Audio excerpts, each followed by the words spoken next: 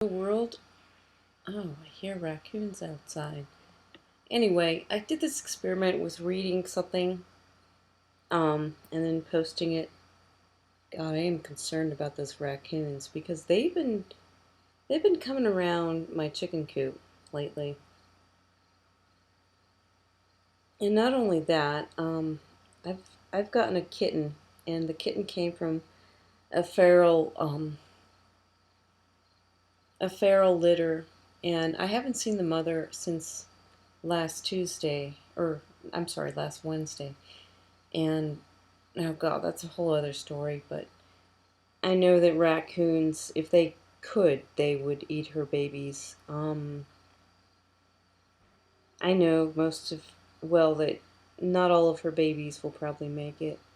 And no, I shouldn't even go into that. I was going to read something. I am going to read something. I don't want to talk too much about cats, though I gotta say, last week, since I got a little baby kitten that's, well, the vet thought that he was younger, but I think that he's just a little older. She thought that he was 2 to 3 weeks old, and I think he's 4 to 5 weeks old at this point. I don't know. I really think he was a runt, but I'm really not an expert. But anyway, I just thought that I'd read an excerpt from a book because I kind of wish I'd read this book before I made a chicken coop. Like I've keep learning stuff, and I think chickens are cool. And okay, I do have to admit that one thing I realized this week is that I still love chickens, but not in the same way that I love cats. Because chickens, well, they're just not as well developed, and well, I'm not into it. I can kill a chicken. I cannot imagine killing a cat or a kitten. In fact, oh, the way I got this kitten, man, I was just, it was stuck under a porch, and I was going out of my mind worrying about this damn little thing that's as big as a rat, basically. But anyway, okay, I digress. The book that I'm going to read an excerpt from is, let's see, God, why can't I remember the copyright? I didn't look it up, so I'll just read you the title. You can Google it, or maybe I'll put a link below or something, or above, or whatever the hell uh, the format of YouTube is by the time you watch this, if you watch this. But the title of the book is called Fresh Air Poultry Houses, the Classic Guide to, it's by Prince T. Woods. Oh, there's a prince before Prince. But anyway,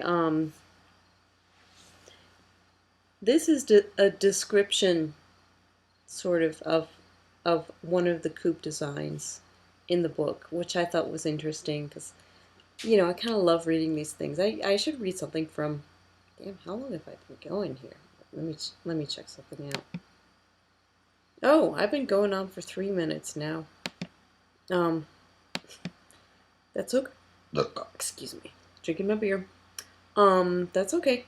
I'm gonna get on with it. I'm gonna just read part of, let's see, chapter 6, which is called Comfortable and Cheerful Homes for Fowls. Plans and instructions for building Woods semi-monitor open-front poultry houses. 10 by 16 houses for 40 fowl. Large colony house 20 by 20 for 100 fowls. Long tag. And it's pretty interesting because this is early 20th century. All right, I'll just get on with it. Okay, it starts with a quote, which is, quote, "Fresh air has a hardening effect upon fowls, and an overdose has never been known to cause serious trouble. The principle of ventilation in open front house is the same as blowing smoke out of a bottle.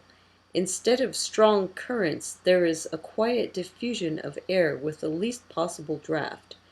This type of house has proven successful in every climate, and may now be spoken of as the modern poultry house, which has come to stay.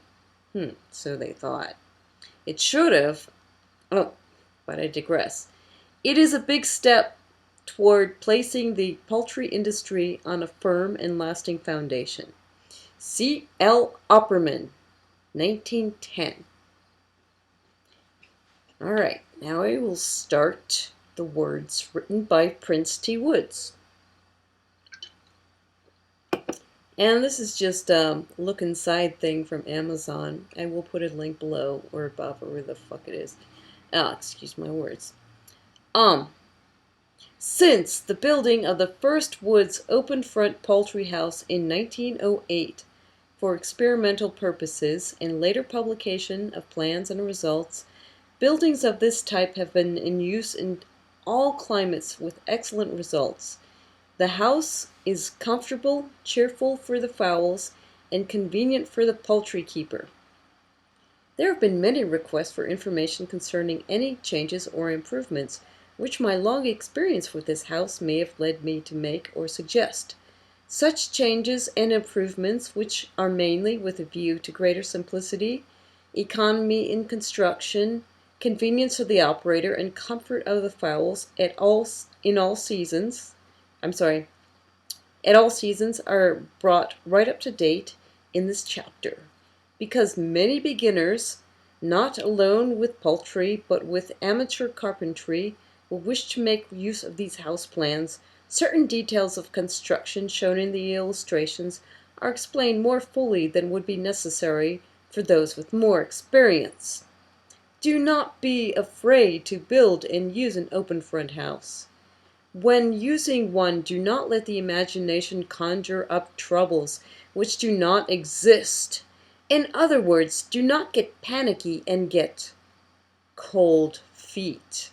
There are some folks in the world who, whenever they meet with an idea new to them, lose their nerve and let their feet freeze up to the knees.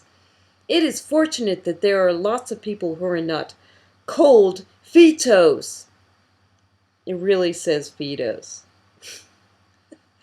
Bear in mind that fowls are provided with thick overcoats of feathers and ample undergarments of fluff, and they can't take 'em off at will. Nature provides only for such change of garments as is suited to the seasons. H.G. Wells says, "Feathers are the distinctive covering of birds, and they give a power of resisting heat and cold far greater than any other." Oh my God! All right, I'm gonna blumber this word. Far greater than any integumentary covering, except perhaps the thickest fur. Keep in mind, with the possible exception of the thickest fur, feathers have far greater powers to resist cold than any other skin covering. That ought to prevent cold feet. But if it isn't sufficient, remember the titmouse and consider other happy small birds that winter out of doors, about our homes and in the woodlands. See Chapter 1. I just love shit like that. An expert's opinion.